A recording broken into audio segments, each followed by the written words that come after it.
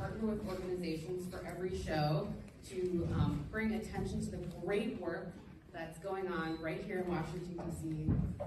By some incredible organizations whose work resonates with the work on our stages. It really, to me, it's so exciting and important to bring the work on our stages into our lives and into our day-to-day realities. That's a really great thing that I think cultural work can do. And so we were really excited to partner with the National Black Cultural Information Trust for Purlie Victorious. So today's conversation is a little bit around their incredible work and also the themes of Purlie Victorious and how those two things tie together and combine. So I'm going to ask a couple of questions to start our guests off, and then we'll open it to a few audience questions as well. The whole thing will take around 20 minutes or so. So first I want to introduce our two incredibly special guests. We have Jessica Ann Mitchell Aiwuyor, who is founder and executive director of the National Black Cultural Information Trust. NBCI Trust equips Black communities with trusted resources drawn from our own history and cultural heritage, countering erasure, combating disinformation, advocating for reparative justice, and building the knowledge base our communities need to thrive. So welcome to Jessica. And to her left, we have Nkechi Taifa, Esquire, founder of the Taifa Group and the Reparations Education Project. REP supports the escalating movement for reparations as a resource for those exploring historical and current information and analysis on reparations. Led by one of the most knowledgeable and longest-serving experts on the issue in the country, REP partners with allied organizations that are a part of the diverse racial justice ecosystem and brings added value to reparatory justice initiatives around the country. So we're very glad to have both of them here with us today. So first I'd love to ask both of you to answer, how do Purlie Victorious' themes connect with the work that you do in your organizations? Sure. At the National Black Cultural Information Trust, we share news, information, and resources for the collective freedom of Black communities. And a lot of that work stems from my own origins, which the play, I didn't even realize, once we partnered on it, as we became a community partner, I was like, oh, I want to watch it because there's full videos of it online. But I was like, no, I want to see it live first. And I did not realize how close to home it was. I'm a descendant of former sharecroppers in Georgia, and that is literally my family escaped from sharecropping in one part of Georgia, which is Warren or Warrenton. And my great-grandparents, Ossie and George, had to gather up their children. Like, one of the spouses told a lie to the overseer, like, oh, they up and left me. And then they packed up the children, which my grandma, Virginia, was one of the children. So she was the one that told me the story of the escape, because she remembered when she was a little girl. But anyway, they packed up all their children and escaped from sharecropping, and that's how most of our family got to Augusta, Georgia. And when I tell that story, a lot of people just they didn't realize that sharecropping, you couldn't just leave. They had you in this debt cycle, like they showed in the play, and you're in this cycle where you owe, you can't leave. They can get you arrested, they can get you in the chain gang, you can do whatever.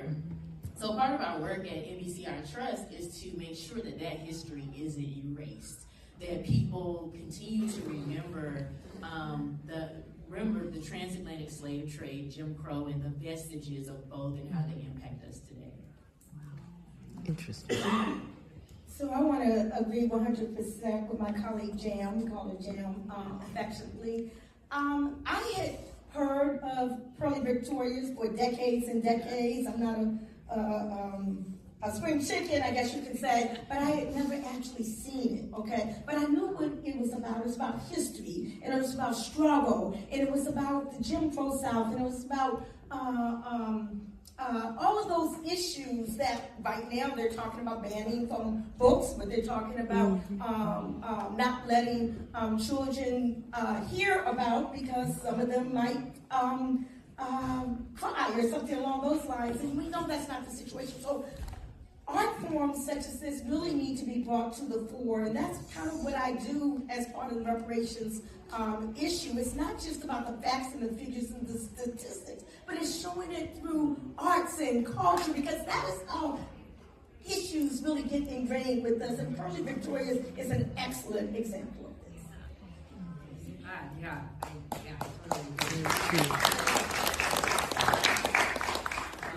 Yeah, so happy to be bringing this story onto our stage here.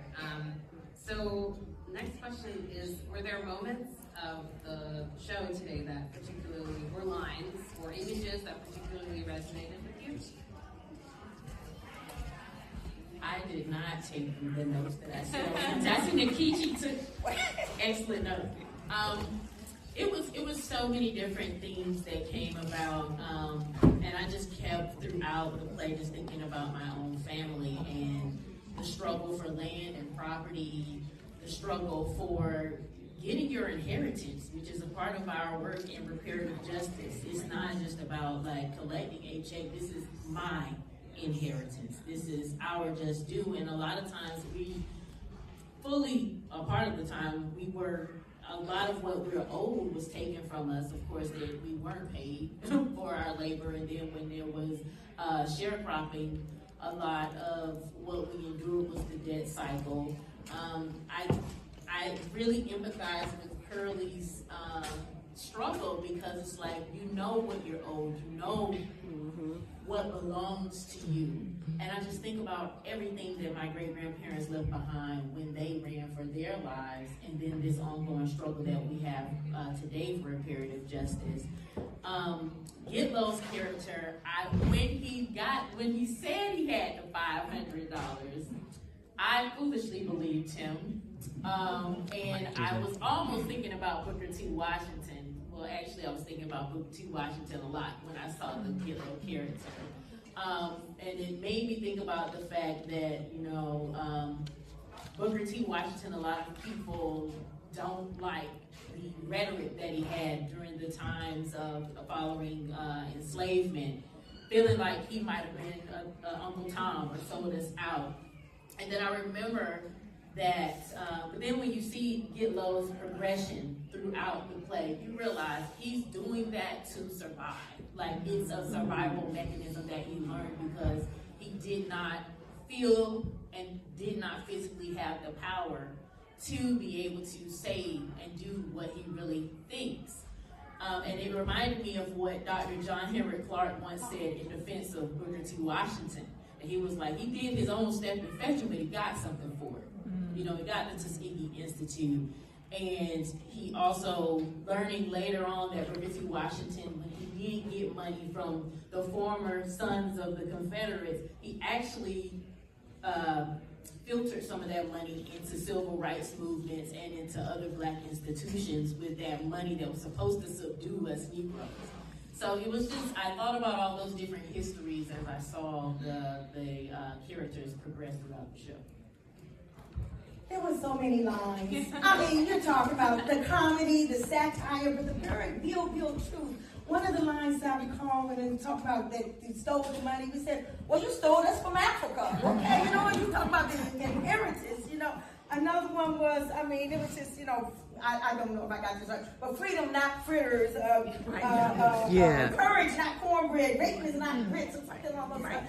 Because, we learn through the comedy, okay? You know what I'm saying? Because a lot of it is really based on truth. But more so, I saw Purlie Victorious really as a story, as a play about self-determination. Okay, it was about agency. It was about freedom. It was about what do a people do when they don't have power. Okay, what also struck me was for those who I think we all know, it was Ossie Davis that first wrote the script. And some of us may not know that Ossie Davis was one who did the eulogy for Malcolm X when Malcolm X was assassinated. And one of the lines of Malcolm X was always freedom by any means necessary. And that epitomized Purlie Victorious. He was going to get that money by any means necessary. But it wasn't just about the money. Just like reparations, it's not just about the check. It was about freedom. It was about dignity. It was about inheritance. And those are all the things that we're working for in the work that we do in the reparations movement. It's not just about, a check. We're talking about issues dealing with the black-white wealth gap, the same as in Purlie Victorious, issues dealing with the inequities in the health, in the educational system, in the mass incarceration, and the list goes on and on. So many similarities, and it kind of was all enveloped together in this play. When you mentioned the eulogy that Ossie Davis did for Malcolm X, that's kind of what the ending of the play reminds me of, doing that preaching towards the crowd. Yeah. Thank you. And I feel like you've already covered a little bit of my last question that I'm going to ask you. I know, Nkechi, you say you remember when, maybe remember when Purlie Victorious first came out. Yes. And I'm curious how its relevance has changed over time. I guess, like, how, you've spoken to this a little bit. This might be a long question, but any thoughts you have on that? But that's really funny because the more things change, the more they remain the same. I mean, this must have been written, this was written, I think it first came out in 1961, Ossie Davis. And we're seeing some of the same issues today, rearing their ugly heads from the Supreme Court and the evisceration of voting rights to any and everything else. I mean, it's like we're looking at a mirror to the past, in the present. But I hope that won't be the situation in the future. So I'm just going to let Jam take over from here. But it's like, what's happening in contemporary society today is very, very scary. We might have laughed and joked what we saw on the stage, but I'm telling you, there's some reality smacking us right here in the face. And unless we unite and come together, okay, we're going to find a real resurrection of what's happening when I was a little girl. For those who don't know, I'm not a spring chicken, I'm in my early 70s, okay? So I lived through this as well, okay? And I saw the changes, okay? And I'm just hoping we don't get back to that today. Thank you, Nkechi. When you were talking about the things that we're dealing with now with the Supreme Court, a lot of people don't realize what we're up against in terms of the 14th Amendment. Yes. Right now, and that was mentioned near the end of the play when they talked about our citizenship, and people don't realize that, some people think this is really just an immigrant issue. It's even not. Though, even if it was just an immigrant issue, we should be concerned about it. But it is an issue of our continued or re-enslavement. This is a real issue. Our citizenship should never have been up for discussion, but it is now. And the threat is very real. The threat has a lot to do with our civil liberties, our liberties as human beings, our liberties in terms of what happens to us once this nation renders us stateless, and what they can do to us. So the themes throughout the play are very vital. I think that throughout the decades they could have shifted throughout, but like in the time period that we're in, when I was watching this, I was like, I gotta contact my girlfriend in Baltimore and let's get some kids here right now to come see this play, because I know that they're gonna make those connections, and this is the history that they need to see. And I think seeing it through the arts is something that'll be helpful and more easy for them to retain. Yeah, I was very happy. This was one of our productions this year that we did our student matinees for. So we had two audiences of high school kids from DC who were great. And no, I agree. There's a lot for us to come together around and fight for at this time. Absolutely.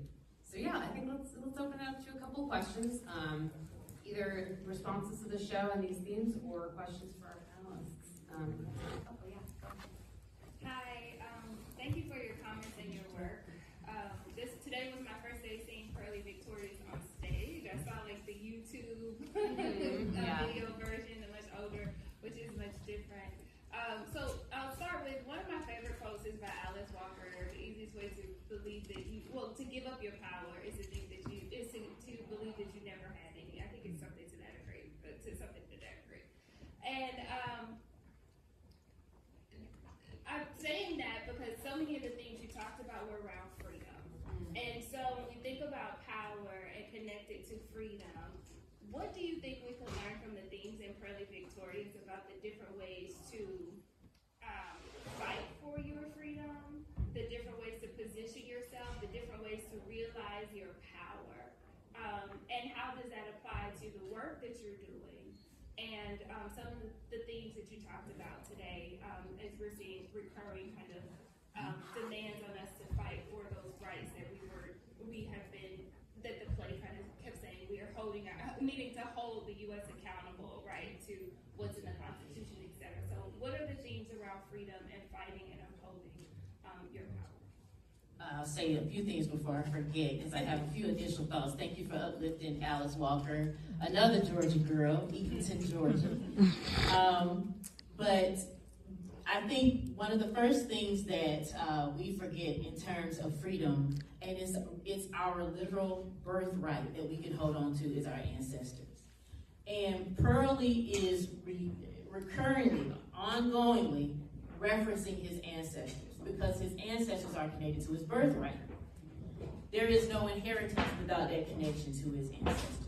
And so the very first thing in terms of freedom is learning our history, learning who our ancestors were, all the way back from the folks that first came here through the transatlantic slave trade and those various African ethnicities, to the ancestors that built and established societies here in the United States of America and ongoing throughout the centuries. We have to know what we're going through now. We have to know who they are, what they went through, and that helps us to establish a solid ground to build from.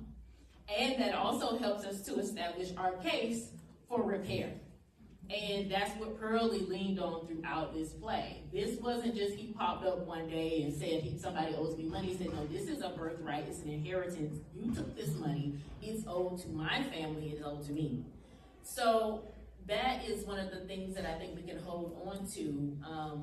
Understanding our history, understanding our birthright, understanding all of the also legal mechanisms and challenges that our ancestors did.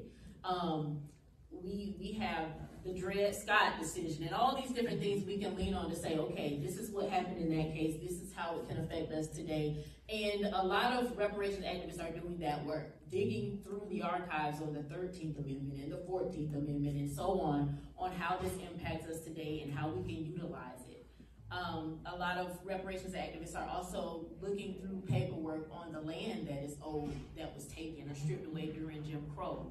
And there are various land back initiatives, and land has also been taken and given back or taken back by various African American families. So those are some of the ideas that initially come to me through your question.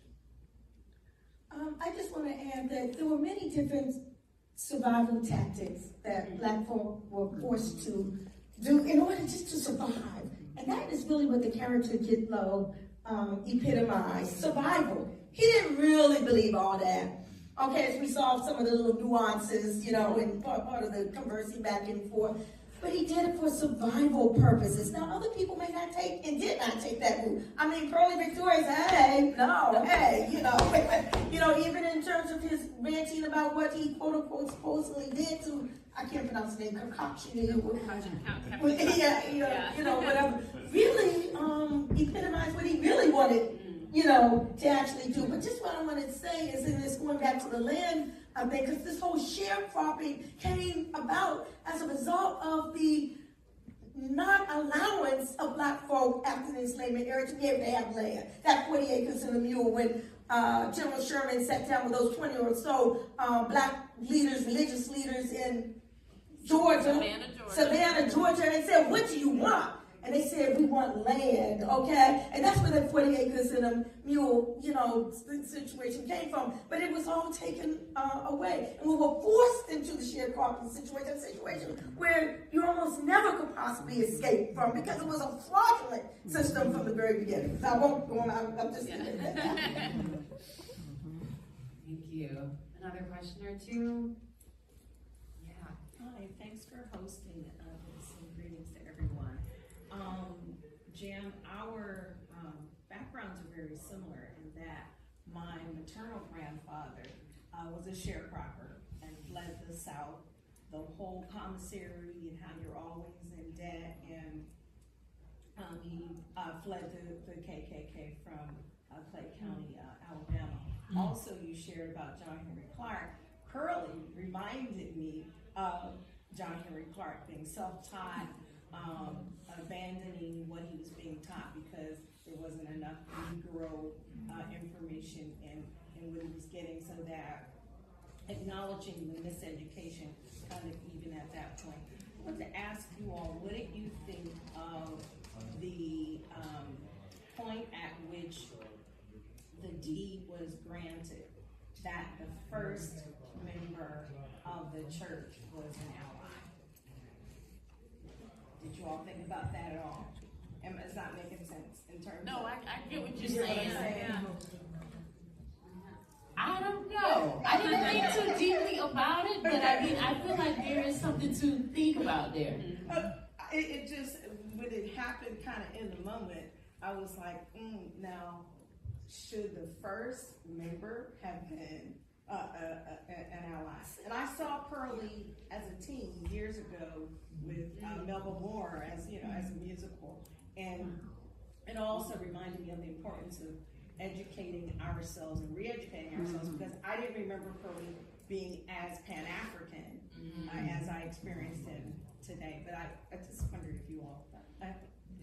So I just want to say, we got to remember that this is a story, okay, that needs to get accepted by whoever, the funders and all like that, to be able to be made. And I'm just saying, I think that was just part of making sure that this was a fair for all. Let's all sing together, lock hands, allyship, you know, which is important, okay? And, you know, at another time it might have been a different type of theme, but I did not put too much intellectual in that, because I know it was a story for a mass audience. I don't know. I also think that it could track for where we were in Georgia, in rural Georgia. A lot of times to get things accomplished, that we had to work with the Confederates, or Sons of the Confederates. I know for me, I'm a graduate of Fort Valley State University, which is a 1895 land grant institution. And it was founded, like half of the people that founded it were white men, white Southern men, and the other half were formerly enslaved African American men. That came together. Yes, yes. So, yes. So I think that might be also kind of a part of it. But I do understand that there's comfort. Well, Not a crisis. It was a question. Why not your girl? I think the beauty of Purlie Victorious, the sadness is that it's relevant today. That it's not just seen as entertainment, that you have to absorb it and apply it to our own communities today. And I think it's very important for artwork like this to be shown so that you can have that discussion between ally and self-reflection. Our family actually owns land on both sides that we were enslaved on in North Carolina. So I grew up thinking that every Black family had that and had access to that. It is now a point where Black families are now purchasing their land back, and a lot of it is coming through property taxes, which is something that a lot of us are not aware of, that you can purchase your land back if the land has gone into default with the town. One lady, there's a lady in Georgia that purchased 20 acres for $20,000 just paying the back taxes. So it depends on the state and it depends on where you are. So there are different ways for us to elevate each other and to try our best to make this show as irrelevant for the future as we possibly can. Well, thank you all so much.